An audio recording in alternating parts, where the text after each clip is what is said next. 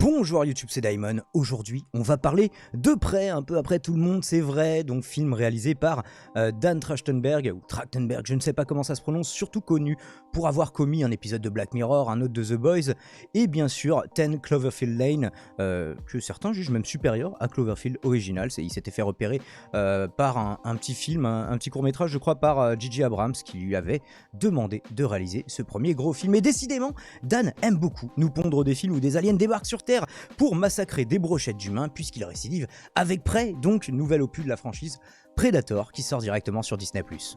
Alors Prey, de quoi ça parle? Si je peux vous planter brièvement le synopsis, ça se passe en 1719, dans la nation Comanche, dans les plaines, en Amérique du Nord donc, et ça campe une héroïne, Naru, qui s'entraîne en vue de passer l'épreuve de chasse comme son grand frère avant elle, et là je vais très mal prononcer l'épreuve de chasse, c'est l'Akutamia, qui consiste à traquer un animal prédateur, donc un animal qui en a après vos fesses, tout comme vous, et que vous êtes peut-être un peu fou de pourchasser un jour alors qu'elle piste un Kariakou, c'est un animal un peu moins terrifiant, en gros c'est un cerf. Naru est témoin d'un événement indescriptible, surtout pour elle, surtout pour cette époque.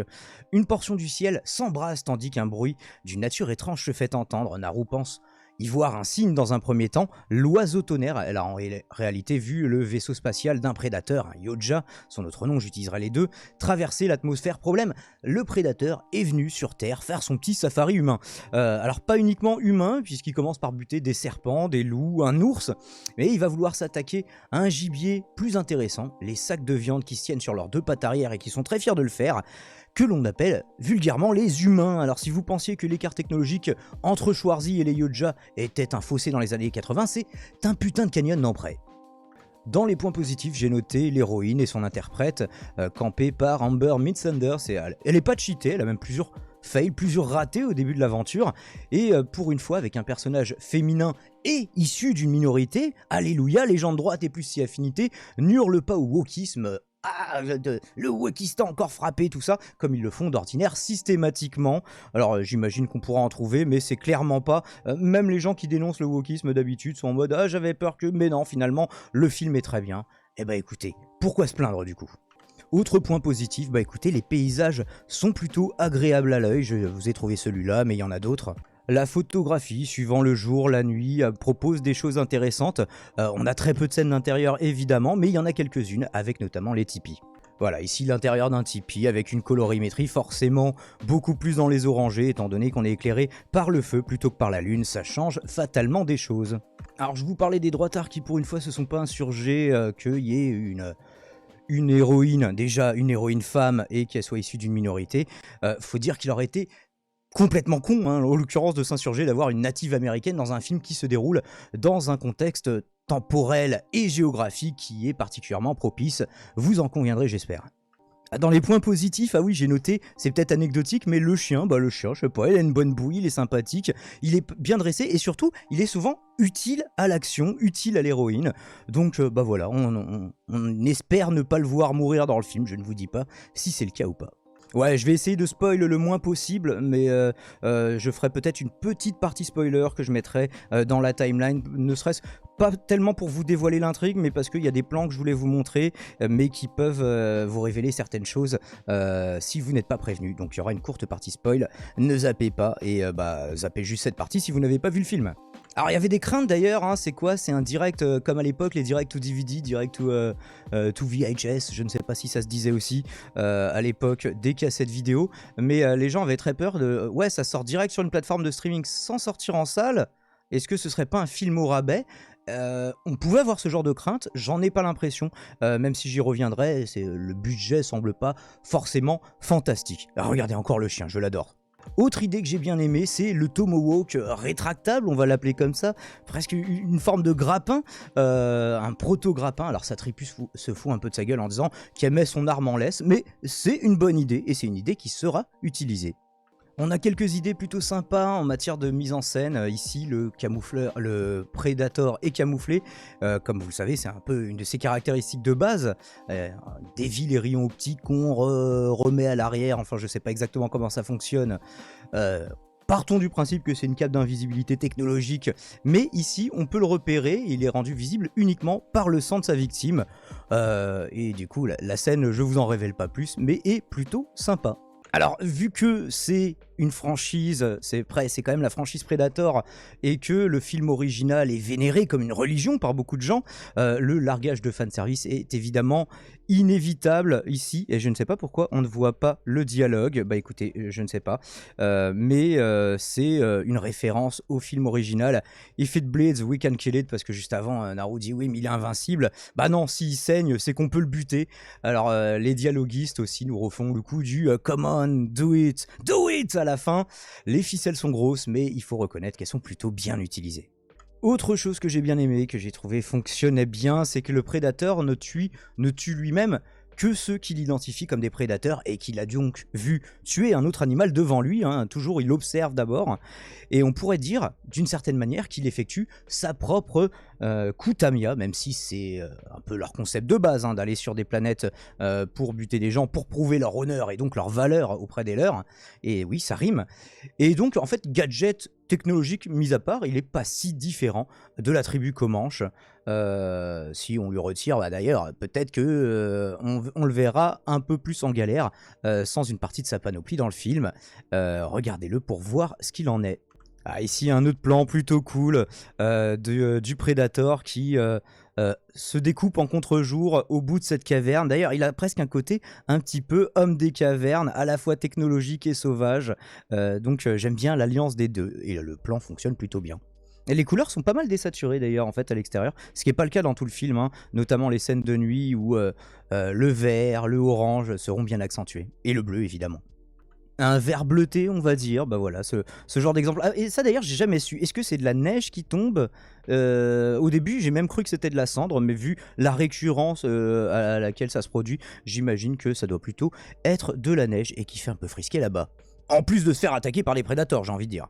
Alors, est-ce que Prey est un film féministe? Puisque après tout, en fait, ça nous campe une héroïne qu'on essaye de dissuader de devenir guerrière, mais qui a envie de devenir guerrière. C'est un film féministe, mais c'est fait subtilement, donc je pense que ça mettra beaucoup de gens d'accord. Il y a juste ce moment, voilà, le moment sur lequel je vous ai fait pause.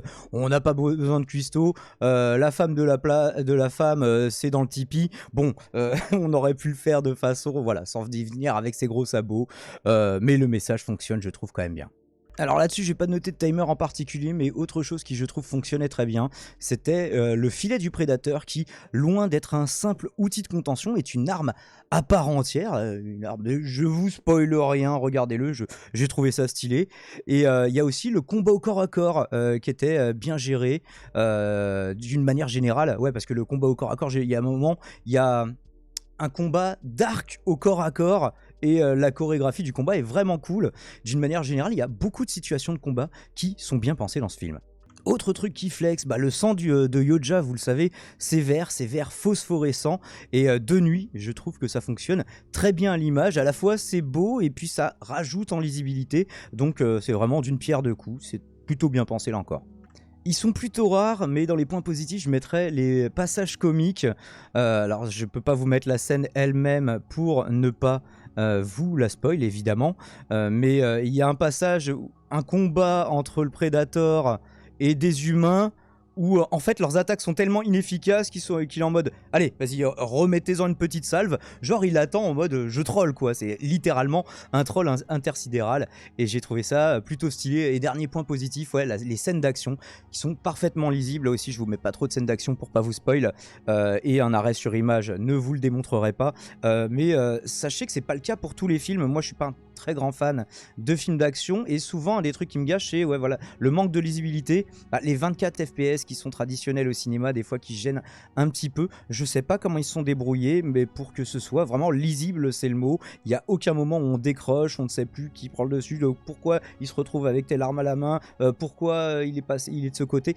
Il n'y a jamais ce genre de moment dans Prey, et tout est vraiment très très facile à comprendre, même en débranchant son cerveau, j'ai envie de dire. On a quand même le droit de débrancher son cerveau pour un film d'action, j'ai envie de demander, je m'énerve. Alors on va passer aux points négatifs, j'en ai quand même relevé quelques-uns. On pourrait pointer un certain manque de budget, hein, littéralement il y a 3 tipis et une forêt, donc bon. Mais après les images sont plutôt belles, et est-ce que c'est dérangeant pour l'histoire racontée? Bah pas vraiment. L'autre point négatif, bah enfin c'est un petit peu plus personnel, mais je trouve que les prédateurs n'ont toujours aucun sens en tant que civilisation. Alors je sais que c'est le concept du premier film qui veut ça, genre ah bah que se passerait-il si des aliens supérieurs technologiquement venaient nous chasser comme ça juste pour le sport, mais j'arrive pas à suspendre mon incrédulité à leur sujet, hein. J'ai du mal à croire qu'une espèce qui se repose essentiellement sur la force brute et la chasse, et qui chasse des animaux les plus dangereux pour plaire à leurs femelles, hein, littéralement, c'est ça leur objectif, c'est leur projet.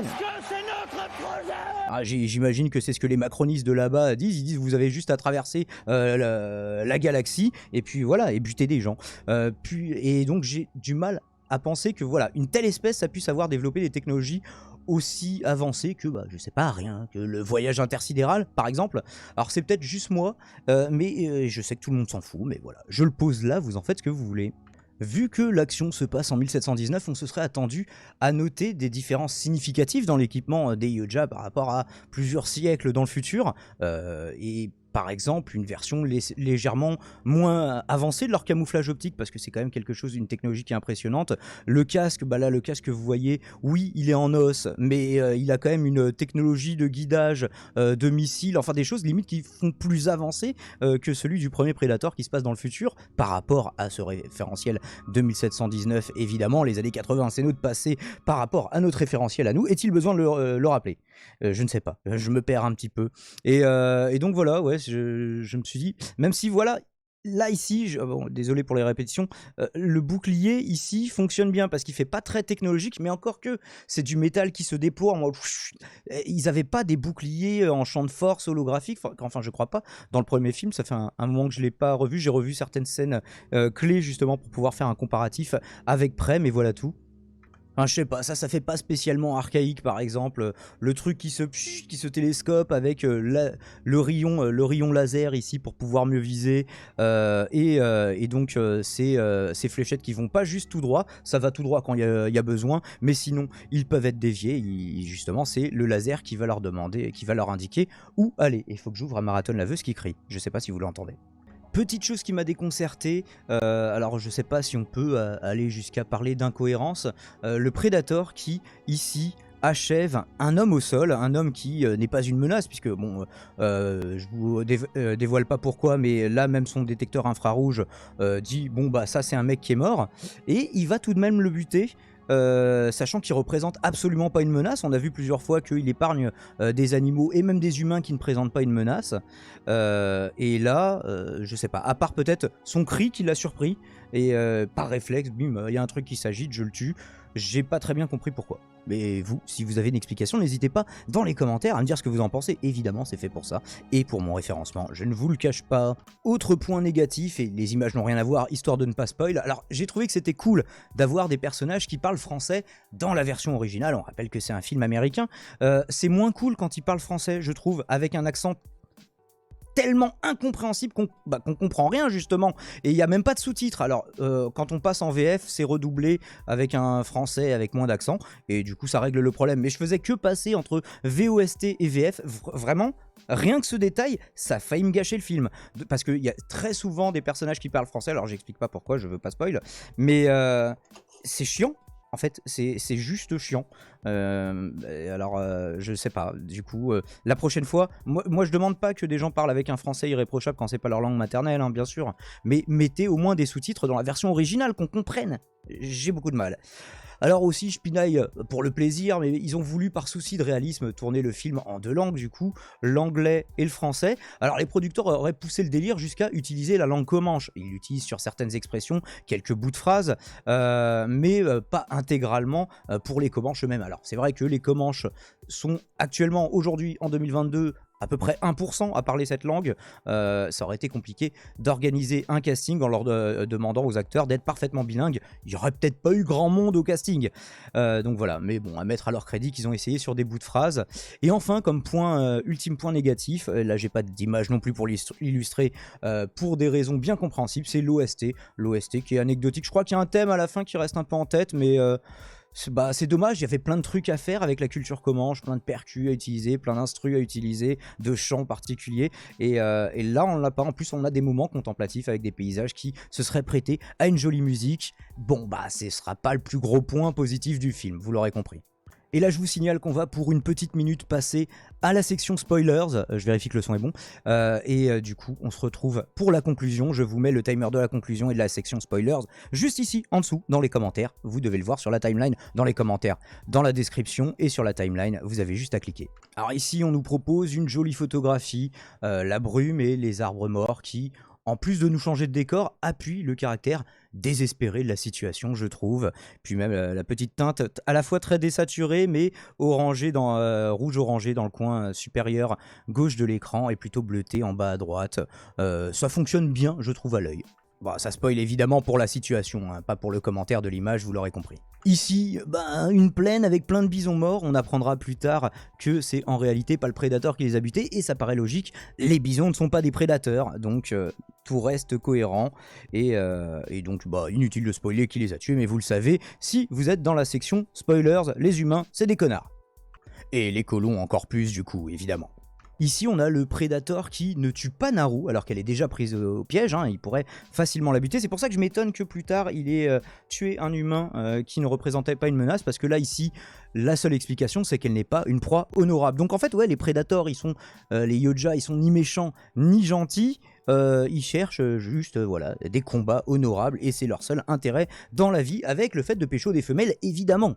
Spoiler toujours, donc il y a déjà des Européens dans l'Amérique de près, dans cette région de l'Amérique d'en près, et c'est eux qui parlent français. On sait évidemment qu'il y a eu des Français dans les colons qui sont partis pour le Nouveau Monde, et c'est eux qui gâchent la moitié du film, et évidemment en parlant un français que moi personnellement je comprenais un mot sur deux, donc le sens global des phrases m'échappait. Ce qui est dommage, vu que c'est ma langue maternelle. Et quitte à faire des spoilers, autant parler du combat final. Le combat final, je l'ai trouvé cool, et puis il fait appel à pas mal de choses qu'on a vu par le passé. Voilà, le marécage un peu sable mouvant, mais terre mouvante. Le tomahawk rétractable, évidemment. Le coup du casque. En fait, c'est pas que c'est mal utilisé, mais on le voit tellement venir, on se dit pas « Oh putain, ce plan de ouf !» On se dit juste « Ah, balèze pour une Comanche de 1719 d'avoir compris comment il fonctionne le casque. Je suis pas sûr d'avoir réussi, moi, en 2022. » Mais on le voit beaucoup venir. Après, je me suis re-regardé la fin du premier Predator. Et bon, finalement, ça n'a rien à lui envier. Je trouve pour le dénouement de la fin du combat final, vraiment. Sinon, tout le reste était, j'ai trouvé, très très cool. Et je décrète la fin des spoilers. Est-ce que vous êtes excités? Ouais. Et du coup, conclusion. Conclusion! Ouais. En conclusion, donc on a un film qui varie bien les tempos, les tempi j'imagine si on doit l'accorder à l'italienne, qui varie les tempos et maîtrise donc son rythme, joli, plein de trouvailles, tout en restant fidèle peut-être trop au matériau original, hein, je vous renvoie à ma vidéo sur Fondation et à la discussion qu'on a eue en radio libre sur le problème des adaptations, il mérite à mon sens la note de je m'attendais à tellement pire sur 20 en fait. Est-ce que Prey alors arrive à égaler, voire dépasser le film de 87? C'est la question que tout le monde se pose avant, pendant et après avoir vu le film. Chacun aura évidemment un avis différent. Pour ma part, n'ayant pas de nostalgie particulière pour les films des années 80 remplis de testostérone, je trouve Prey au moins aussi bien, exception faite de la nouveauté. Et vous, qu'est-ce que vous en avez pensé? Ça aussi, vous pouvez me le mettre dans les commentaires. Je vous remercie d'avoir vu cette chronique en ma compagnie. Je vous invite à vous abonner avec tout un tas de liens qui apparaîtront sur l'écran. Merci d'avoir vu la revue de Prey qui se met à l'envers, mais c'est pas grave, c'est la fin de la chronique. Et abonnez-vous à mes autres chaînes, Daimon Radio Libre pour des radios libres, la chaîne Gaming pour du gaming. Et on se retrouve très vite. Et oui, petit appel pour les gens qui se demandent où est ma vidéo sur Better Call Saul. Elle devrait déjà être sortie au moment où j'enregistre, au moment où je parle, au moment où le jour se lève, tout doucement. Vous savez que c'est une tradition. Eh bien, elle arrive très bientôt, c'est simplement que je dois le faire avec Tony. Sinon, Tony va bouder, il aurait peut-être des raisons de bouder. Donc, on va respecter sa volonté, faire cette chronique conjointement, et du coup, elle sortira dans les heures qui suivent, voire au maximum demain. Ciao, ciao, merci d'être venu sur Daimon, les chroniques de YouTube, et je vous dis à très vite.